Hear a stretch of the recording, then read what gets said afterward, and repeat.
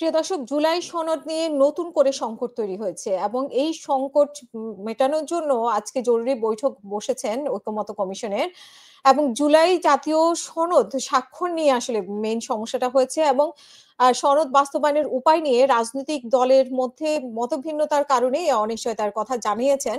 এই অবস্থায় আজ বুধবার সন্ধ্যা ৬টায় রাজনৈতিক দলগুলোর মধ্যে অতি জরুরি বৈঠক ডেকেছে জাতীয় ঐকমত্য কমিশন। এর আগে কমিশনের সদস্যরা রাষ্ট্রীয় অতিথি ভবন যমুনায় অন্তর্বর্তী সরকারের প্রধান উপদেষ্টা অধ্যাপক মোহাম্মদ ইউনূসের সঙ্গে বৈঠক করেন। বৈঠকে সভাপতিত্ব করেন অধ্যাপক মোহাম্মদ ইউনূস, তিনি নিজেই কমিশনের প্রধান। বৈঠকে ঐকমত্য কমিশনের সহসভাপতি অধ্যাপক আলী রিয়াজ, কমিশনের সদস্য বিচারপতি মোহাম্মদ ইমদাদুল হক, সরফরাজ হোসেন এবং doctor Iftekharuzzaman, doctor Badiul Alam Majumder, doctor Ayub Mia এবং প্রধান উপদেষ্টার বিশেষ সহকারী মনির হায়দার উপস্থিত ছিলেন। জাতীয় নিরাপত্তা উপদেষ্টা খলিলুর রহমান এবং প্রধান উপদেষ্টার মুখ্য সচিব এম সিরাজ উদ্দিন মিয়াও বৈঠকে ছিলেন।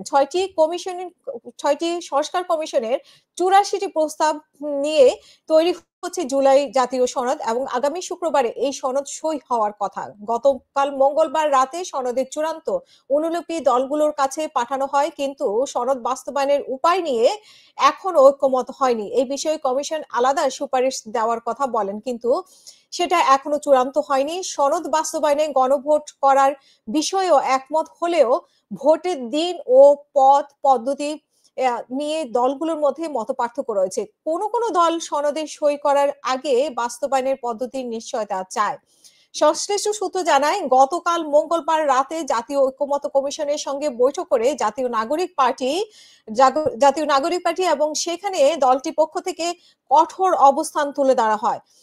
সংবিধান আদেশ জারির মাধ্যমে সংস্কার প্রক্রিয়া আগানো না হলে এনসিপি সনদে সই করবে না বলে ওই বৈঠকে জানিয়ে দিয়েছে। এবং সংশ্লিষ্ট সূত্র জানায় যে এনসিপি বলছে তারা মনে করে যে এর আগে জুলাই ঘোষণাপত্র প্রণয়নের সময় তারা ছাড় দিয়েছে, এবার তারা ছাড় দেওয়ার কোনো সুযোগ নেই এবং তারা সংস্কার, বিশেষ করে সংবিধান সংস্কার প্রশ্ন তুলে নতুন করে পুরো আলোচনা শুরু করার পক্ষে। এদিকে চূড়ান্ত করা জুলাই সনদ বাস্তবায়নের পন্থা উল্লেখ না থাকায় এই সনদে জামাতে ইসলামের সই করবে কিনা তা নিয়েও সংশয় রয়েছে। তবে এই বিষয়ে দলটি এখনো চূড়ান্ত সিদ্ধান্ত জানায়নি। আজ রাতে এই নিয়ে দলটির বৈঠক করার কথা রয়েছে, দলীয় সূত্র থেকে জানা গেছে। এবং এই বিষয়ে জামাতে ইসলামের নীতি নির্ধারণী পর্যায়ে এক নেতা বলেছেন যে আমরা সনদের চূড়ান্ত কপিটা পেয়েছি, আর সকালে গরমিল থাকলে আমরা জানাবো এবং যতটুকুতে রাজনৈতিক দলগুলো ঐক্যমতে পৌঁছেছে সেগুলো যদি সনদে উল্লেখ থাকে অবশ্যই আমরা সই করব। তবে যেটা শুনেছি যে এই সনদ অনুযায়ী নানামুখী অপতৎপরতা আছে। এছাড়া বামপন্থী একাধিক দলেরও সনদে সই না করার ইঙ্গিত দিয়েছেন। অন্যদিকে বিএনপি সনদের অঙ্গীকারের অংশে একটি ধারা যুক্ত করার প্রস্তাব দিয়েছিলেন এবং কমিশন সেটা করেনি। ৬টি সংস্কার কমিশনে ৮৪টি সংস্কার প্রস্তাব নিয়ে তৈরি হচ্ছে জুলাই সনদ। এই খসড়া চূড়ান্ত হলেও বাস্তবায়ন পদ্ধতি নিয়ে ঐক্যমত হয়নি, এই কারণে আটকে পড়ে আছে জুলাই সনদ। গত ৩১ জুলাই সংস্কার প্রস্তাব নিয়ে দলগুলোর সঙ্গে আলোচনা শেষ হয়। কয়েকটি রাজনৈতিক দলের দাবির পরিপ্রেক্ষিতে পরে পরে ঐক্যমত্য কমিশনের সনদ বাস্তবায়নের উপায় নিয়ে দলগুলো ও বিশেষজ্ঞদের সঙ্গে আনুষ্ঠানিক ও অনানুষ্ঠানিক আলোচনা করে। ৯ অক্টোবর এই আলোচনা শেষ হয়।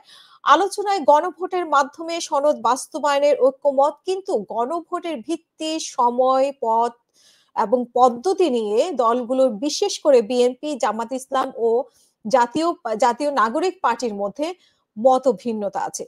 ৯ অক্টোবর দলগুলোর সঙ্গে আলোচনায় কমিশন জানিয়েছেন যে বিশেষজ্ঞ ও দলগুলোর মতামত সমন্বয় করে কমিশন সনদ বাস্তবায়নের উপায় নিয়ে সরকারকে সুপারিশ করবে।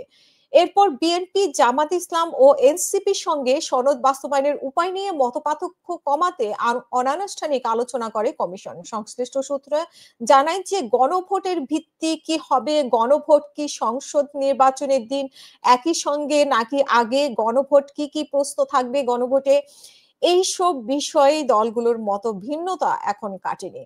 ঐক্যমত্য কমিশনের সূত্র জানায় আজ সন্ধ্যায় বৈঠকে দলগুলো সনদে সই করবে কিনা সেই বিষয়ে এবং প্রয়োজনে সনদ বাস্তবায়নের উপায় নিয়ে আবারও আলোচনা হবে। এই আলোচনা সরাসরি সম্প্রচার করা হবে বিটিভিতে এবং জাতীয় ঐকমত্য কমিশনের সহসভাপতি অধ্যাপক আলী রিয়াজ জানিয়েছেন যে আজ সন্ধ্যায় রাজনৈতিক দলগুলোর সঙ্গে জরুরি বৈঠক এবং এর আগে কমিশন প্রধান উপদেষ্টার সঙ্গে বৈঠক করবে।